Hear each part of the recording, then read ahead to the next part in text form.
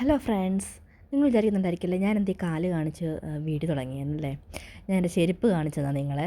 ഞാൻ night duty കഴിഞ്ഞ് ഉറക്കത്തിലെണീറ്റ് കുറച്ച് സാധനങ്ങൾ വാങ്ങാമല്ലോ എന്ന് പോയി കരുതി താഴേക്ക് ഇറങ്ങിയപ്പോഴാണ് ഈ ചെരുപ്പിട്ടേക്കുന്ന കാര്യം ഓർത്തത്. പിന്നെ തിരിച്ച് കയറാനൊന്നും വയ്യ. പിന്നെ നമ്മുടെ താഴെ തന്നെയല്ലേ, വേറെ കൊണ്ടും പോകുന്നില്ലല്ലോ, ഇവിടെ ആരും നമ്മളെ മൈൻഡ് ചെയ്യാനല്ലേ. അപ്പോൾ താഴത്തെ ഗ്രോസറി ഷോപ്പിൽ കുറച്ച് ഗ്രോസറീസ് പർച്ചേസ് ചെയ്യാൻ വേണ്ടി വന്നതാണ്. ഇന്നലത്തെ ബീഫ് കുറച്ചിരിക്കുന്നത് കൊണ്ട് ഞങ്ങൾ ആദ്യം മുന്നോട്ട് നീങ്ങിയത് കപ്പ എടുക്കാൻ വേണ്ടിയിട്ടാണ്. കപ്പ എങ്ങനെ എടുക്കണം, ഏതാ നല്ല കപ്പ അങ്ങനെയൊന്നും ഞങ്ങൾക്ക് അറിയില്ല. പിന്നെ രൂപം വെച്ച് ഞാനും അവളും കൂടെ തപ്പി പിടിച്ചൊരു 3 കഷ്ണം എടുത്തു. പക്ഷെ നല്ല കപ്പയായിരുന്നു. ഞാൻ വീട്ടിൽ വന്ന ഉടനെ തന്നെ വെച്ച് നോക്കിയായിരുന്നു, നല്ല കപ്പയായിരുന്നു. പിന്നെ നമ്മൾ അല്ലറ ചില്ലറ കുറച്ച് സാധനങ്ങൾ വാങ്ങാൻ വേണ്ടി പോകുമായിരുന്നു. അപ്പം നമ്മുടെ വീട്ടിൽ എന്നും ഉണ്ടാകുന്ന ഒരു സാധനമാണ് തൈര്.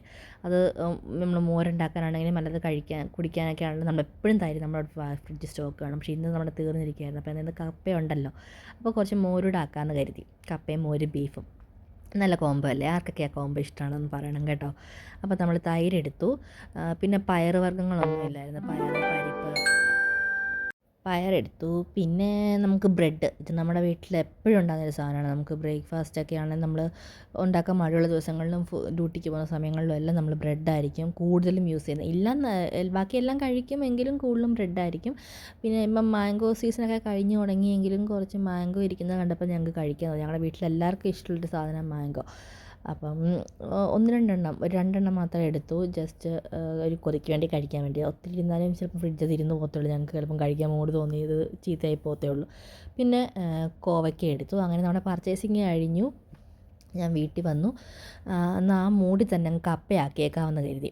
കപ്പ കഴുകി കുറച്ച് നേരം മഞ്ഞളും ഉപ്പും ഇട്ട വെള്ളത്തിൽ കുറച്ച് നേരം മുക്കി വെച്ച കുറച്ച് നേരം വിഷാംശങ്ങളൊക്കെ ഉണ്ടെങ്കിൽ പോട്ടെ എന്ന് കരുതി.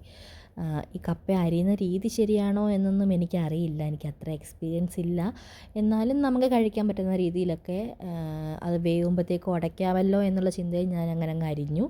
പക്ഷേ നല്ല കപ്പയായിരുന്നു കേട്ടോ, ഞാൻ പ്രതീക്ഷിച്ചതിനേക്കാൾ നന്നായിട്ട് വേവ്, നല്ല ടേസ്റ്റും ഉണ്ടായിരുന്നു. കപ്പ അരിഞ്ഞു. അപ്പം എങ്ങനെ വെക്കണം എന്നൊന്നും എനിക്കറിയില്ല. ഞാൻ ആദ്യം യൂട്യൂബിൽ നോക്കി, നേരത്തെ വെച്ചിട്ടുണ്ടെങ്കിലും ഞാനത് അത്ര വലിയ പെർഫെക്ഷനിസ്റ്റ് അല്ല. എന്നാലും ഞാൻ ഇന്ന് യൂട്യൂബിലൊരു ചെറുതായിട്ട് എന്നിട്ട് ഷോർട്സൊക്കെ നോക്കിയിട്ടാണ് ഞാൻ കപ്പയിലേക്ക് കളയുന്നത്. ചീത്തയാക്കി കളയരുതല്ലോ. അപ്പം നമുക്ക് വേറെ പ്ലേറ്റൊന്നും ഇല്ല, പാത്രങ്ങളൊന്നും ഇല്ലാത്തതുകൊണ്ട് നമ്മൾ കുക്കറിൽ തന്നെ വെക്കുന്നത്, നമുക്ക് ഈസിയാണല്ലോ വെന്ത് വരാനായിട്ടും. കുക്കറിൽ കപ്പ ഇട്ടു, കുറച്ച് വെള്ളം ഒഴിച്ച് മഞ്ഞളും ഉപ്പും ഇട്ട് വേവിച്ചു. ഇതൊരു 2 കിലോ അടുത്തുണ്ടായിരുന്നു എന്നാണ് എൻ്റെ ഒരു ഓർമ്മ കപ്പ. അപ്പോൾ കുറച്ച് വെള്ളം ഒഴിച്ചു. ഞാൻ ഒരു ഊഹത്തിനാണ് വെള്ളം ഒഴിച്ചത്. അപ്പോൾ മുങ്ങി നിൽക്കാനുള്ള വെള്ളം ഒഴിച്ചു. കുറച്ച് മഞ്ഞൾപ്പൊടി, കുറച്ച് ഉപ്പ്, അത്രയുമാണ് ഞാൻ ഇട്ടത്. എന്നിട്ട് അടച്ച് വെച്ച് ഒരു 4 വിസിൽ വരെ ഞാൻ വേവിച്ചെടുത്തു. 4 അല്ലെങ്കിൽ 5, 4 വിസിലും അതിൻ്റെ ഗ്യാസും കളയാതാണ് വെച്ചിരുന്നത്. പക്ഷെ നന്നായിട്ട് വെന്ത് വന്നായിരുന്നു കപ്പ.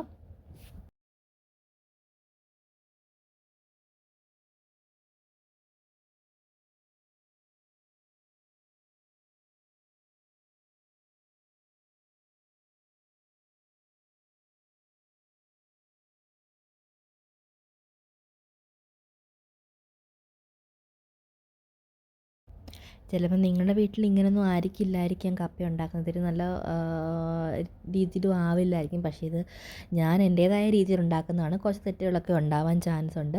അപ്പോഴത്തേക്കും വേവുന്ന സമയം കൊണ്ട് എന്നാൽ മസാലയ്ക്കുള്ള സാധനങ്ങൾ ആക്കി വെക്കാൻ മതി. അപ്പോൾ ഞാൻ കുറച്ച് തേങ്ങ എടുത്തു. ഞാനതിനകത്ത് വീഡിയോ എടുക്കാൻ മറന്നു പോയിട്ടുണ്ട്. തേങ്ങയും ഒരു 4-5 കൊച്ചുള്ളി, ഒരു 2-3 പച്ചമുളക്, കുറച്ച് ജീരകം ഇടാൻ ആക്ച്വലി ഞാൻ മറന്നുപോയി. പക്ഷേ നല്ല ടേസ്റ്റ് ഉണ്ടായിരുന്നു ജീരകം ഇട്ടില്ലായിരുന്നെങ്കിലും. ഒന്ന് ജസ്റ്റ് ഒന്ന് മിക്സിയിലൊന്ന് ഒരു ഒറ്റ കറക്കിലെടുത്തു, ഒന്ന് ക്രഷ് ചെയ്തെടുത്തു. അപ്പോഴേക്കും നമ്മുടെ കപ്പ വെന്ത് വന്നു. ഞാൻ വെള്ളം ഊറ്റിക്കളഞ്ഞു. കപ്പയിലേക്ക് തേങ്ങയും ഈ ഉള്ളിയും പച്ചമുളകും കൂടി ഇട്ട മിക്സ് ഇതാക്കി എന്നിട്ട് നന്നായിട്ടൊന്ന് കുഴച്ചെടുത്തു.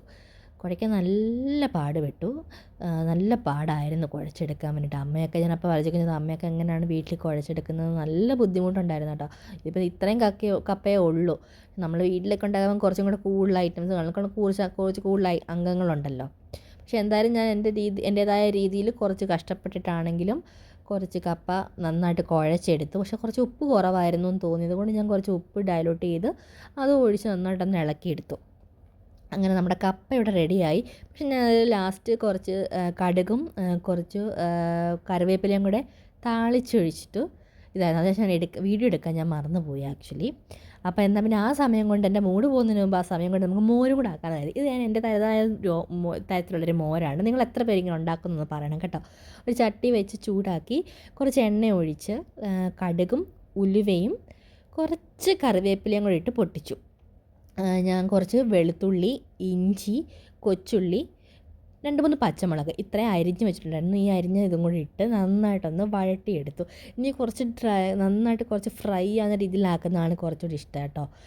അത് നന്നായിട്ട് മൂക്കുതിര വരെ നമുക്കൊന്ന് ഇളക്കി കൊടുക്കാം. ഇതൊരു കുക്കിംഗ് ചാനലല്ല, ഞാൻ ജസ്റ്റ് എൻ്റേതായ രീതിയിലുള്ള കുക്കിംഗ് നിങ്ങളോട് കൂടെ ഷെയർ ചെയ്യുന്നേ ഉള്ളൂ കേട്ടോ.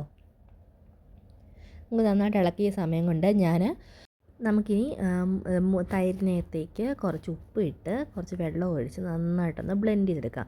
നിങ്ങൾക്ക് വേണമെന്നുണ്ടെങ്കിൽ അത് മിക്സിയുടെ ജാറിലിട്ടൊന്ന് അടിക്കാം. പക്ഷേ എനിക്കത് താല്പര്യമില്ല, പിന്നെ മടി കാരണം മിക്സിയിൽ കരകണ്ടേ എന്നൊക്കെ വിചാരിച്ച് ഞാൻ നന്നായിട്ടൊരു വിസ്ക് ഉപയോഗിച്ച് നന്നായിട്ടൊന്ന് ലൂസാക്കിയിട്ട് കുറച്ച് വെള്ളം കൂടെ ചേർത്ത് നമ്മുടെ ഈ ആക്കി വെച്ചിരിക്കുന്ന ഡ്രൈ ചെയ്ത് വെച്ചിരിക്കുന്ന വെളുത്തുള്ളിയിലേക്കൊക്കെ ഇട്ടു. നന്നായിട്ട് ഇളക്കി. അപ്പോൾ എനിക്ക് ഇത് കുറച്ച് മഞ്ഞൾപ്പൊടി കുറവായി പോയ പോലെ തോന്നി. അപ്പോൾ അതുകൊണ്ട് ഞാൻ കുറച്ചുകൂടെ മഞ്ഞൾപ്പൊടി ഇട്ട് കൊടുക്കുന്നുണ്ട്. എനിക്ക് കുറച്ച് മഞ്ഞയായിട്ടിരിക്കുന്നതാണ് ഇഷ്ടം. ഞങ്ങൾക്ക് എല്ലാവർക്കും അങ്ങനെയാണ് ഇഷ്ടം. കുറച്ച് വെളുത്തിരിക്കുന്നതിനേക്കാളും കുറച്ചും കൂടെ മഞ്ഞ നല്ല മോരുകൾ ആ കളറിലിരിക്കുന്നതാണ് ഇഷ്ടം. അതുകൊണ്ട് ഞാൻ കുറച്ചുകൂടെ മഞ്ഞൾപ്പൊടി ഇട്ടു. അപ്പോൾ എനിക്ക് കുറച്ചും കൂടെ കുറുക്കി ഇരിക്കുന്നത് പോലെ തോന്നിയത് കൊണ്ട് ഞാൻ അല്പം കൂടെ വെള്ളം ഒഴിച്ച് കൊടുക്കുന്നുണ്ട്.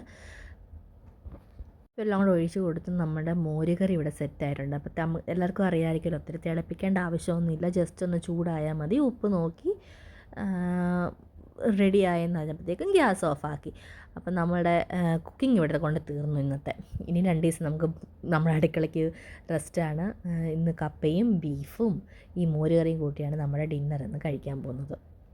അപ്പോൾ എല്ലാവർക്കും ഇഷ്ടപ്പെട്ടു എന്ന് വിചാരിക്കുന്നു. ഇഷ്ടപ്പെട്ടെങ്കിൽ ലൈക്ക് ചെയ്യുക, ഷെയർ ചെയ്യുക, സബ്സ്ക്രൈബ് ചെയ്യുക, സപ്പോർട്ട് ചെയ്യുക. Okay, bye. ഇനി നമുക്ക് വേറൊരു വീഡിയോ ആയിട്ട് കാണാം.